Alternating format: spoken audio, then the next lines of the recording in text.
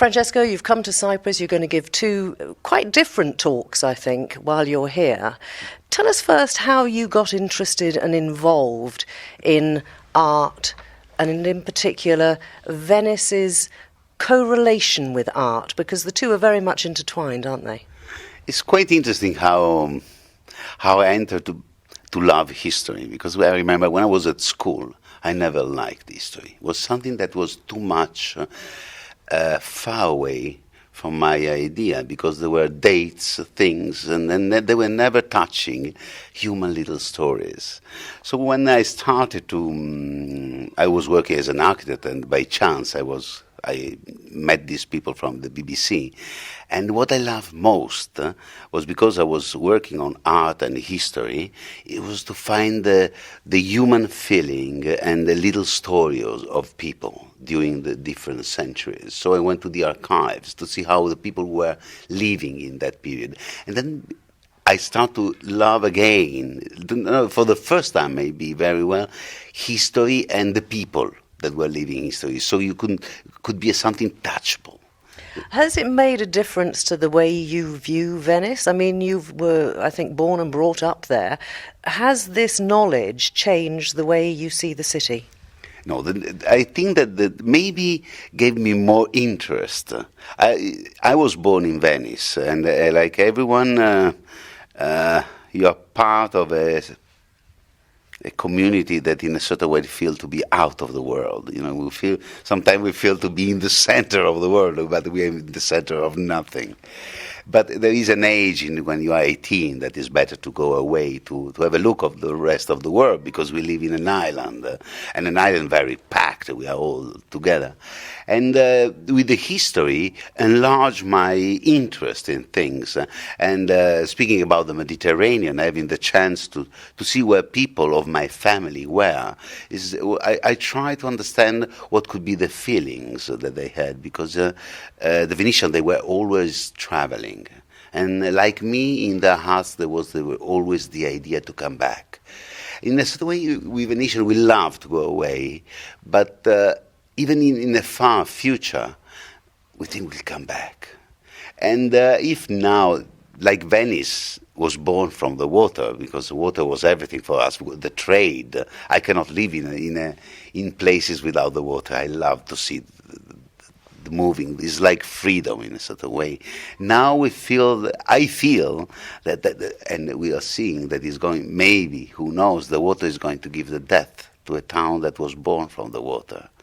But anyway, I think that for my generation, for the future generations, more than a memory as a myth, is a memory of how we live, a way of living together, like in a stage, being together, meeting the people on the bars, in a way that seems to be out of time.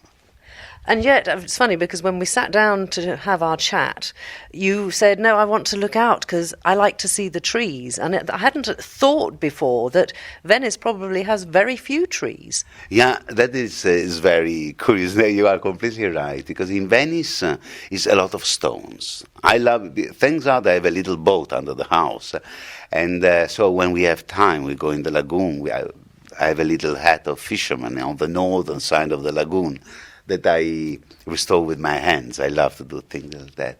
And but when you're in the center of Venice, you feel stones. So to see a moment of green is like relaxing. Like the water is for Venice is the water.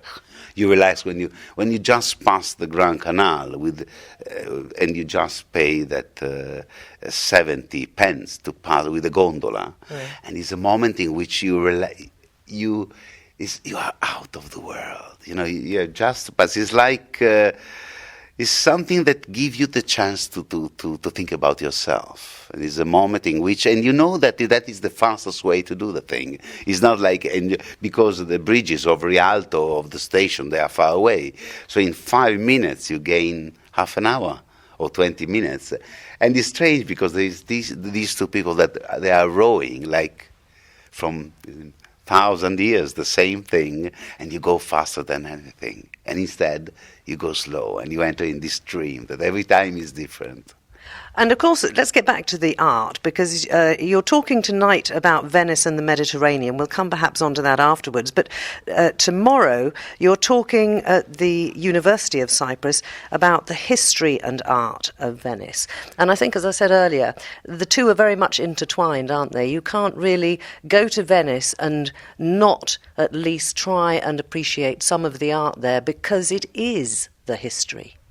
Yeah, in a certain way, no, in a certain way, it's very interesting that when you are in Venice, the first thing that you see, if just having little information about architecture, looking at a palace near another one, or maybe in the same palace, you can see the arches that they are pointed like a Gothic style, or the arches elongated like Byzantine, and then they are covered because they were crumbling, and then on the top of it you see classical time. So you feel the history inside one palace.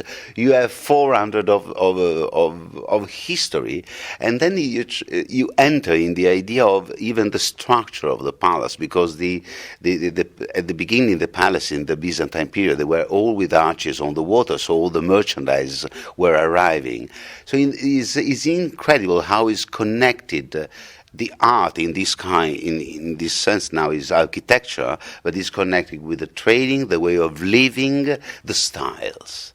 And so it's quite interesting how much one thing can give you so many information, and to understand how they could live, how all these people were arriving with the boats, taking the seeds, a sack of seeds, or silk, or they were people like us. History, I think sometimes when they teach you history in school, is something arid. It doesn't have a life.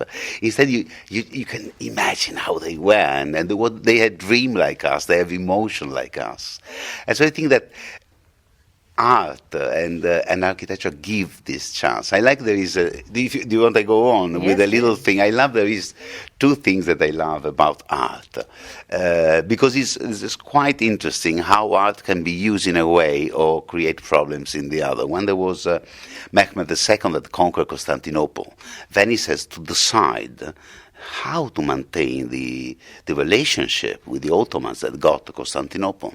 So they didn't decide to send a soldier to speak with them or a diplomat. They sent Gentile Bellini to make a portrait of the Sultan.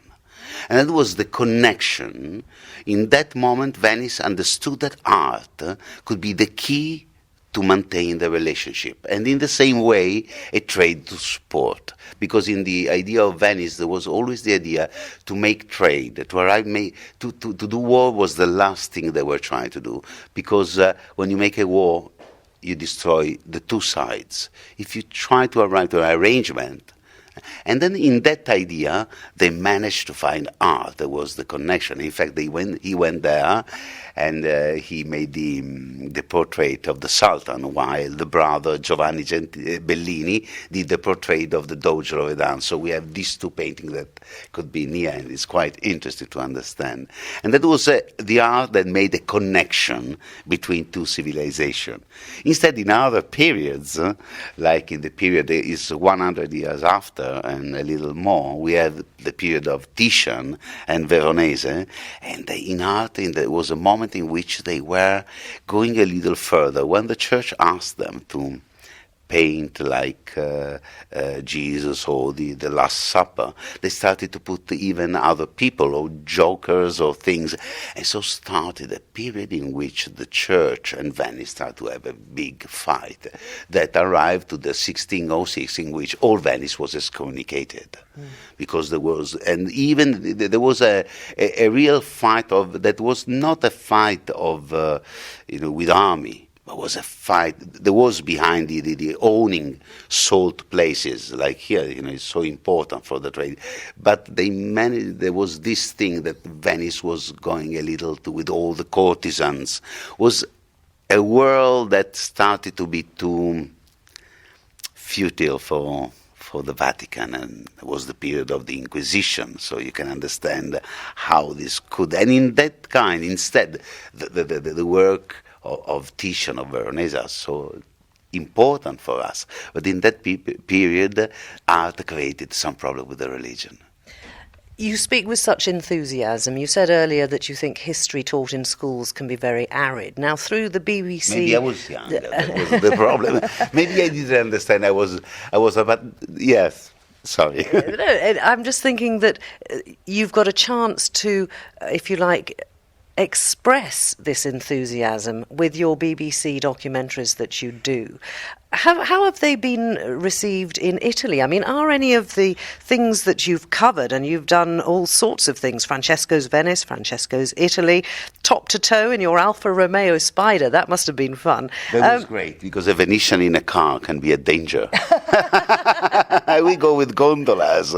Now, because my mother is from Sicily, so I had this idea, why not to do all Italy? And it was marvelous. It was one of the, I remember it took 2 months to do it. It was great. It was fantastic with this car from Venice to Palermo to Sicily, and meeting all the people, in the different regions, from the food, from how the people speak, and all the art. Italy is a mixture of styles, of population, of different race. Is something that we take for granted sometimes, like we take for granted Venice. And with this documentary, I had the chance to learn so much, because I knew things, but when you do a documentary, and I wrote also books that are with the TV series, and I was so lucky, I have to say. It was, everything happened by chance, because I was an architect before. I never thought to do this kind of job. But do you still work as an architect? When I can, yes, because sometimes it depends, because more only designing, because if I have to go away for like 2 or 3 months and I'm building something, I would like, I try, even if I'm very superficial in everything, when I do something, I try to do as bad as I can. But if I go away, a work of architecture, you have to follow in the details. Yeah, sure. Shakespeare in Italy, I think that was the last one that you did last year. So that means you must be about ready to do another one. What's coming up next? I don't know yet. There is a lot of ideas. Your eyes twinkled, so you've definitely got ideas. Oh, incredible. Wow, there are so many ideas. We will see it depends even what they... I have so many ideas that I would like to do. There was the idea of the Silk Route, or other things about Venice, or the Italy, and other kind of do, or have an ancestor that discovered Cape Verde Islands, going down all the Mauritania, Mali, and that was in 1450, and that it was the time of the explorers, and I would like to go. I have his diary, so I could see, and he's explained the mute market of salt and gold, and it's very descriptive, and even how the people were, and I would love to make it's 500 years and to see how it's now. And it's fascinating for me, the idea of going in those kind of places. That is, it's like an adventure. It's like life. You try to get life as an adventure, and traveling you learn so much when you travel, from the people, from the thing. I think who travel so lucky. Yeah. Sometimes there is periods in which I like to stay in Venice, and I like to travel, to lose myself around the town, and stop in a bar, write, because I like to write, to put down emotional ideas, and taking a holiday from myself, entering another world.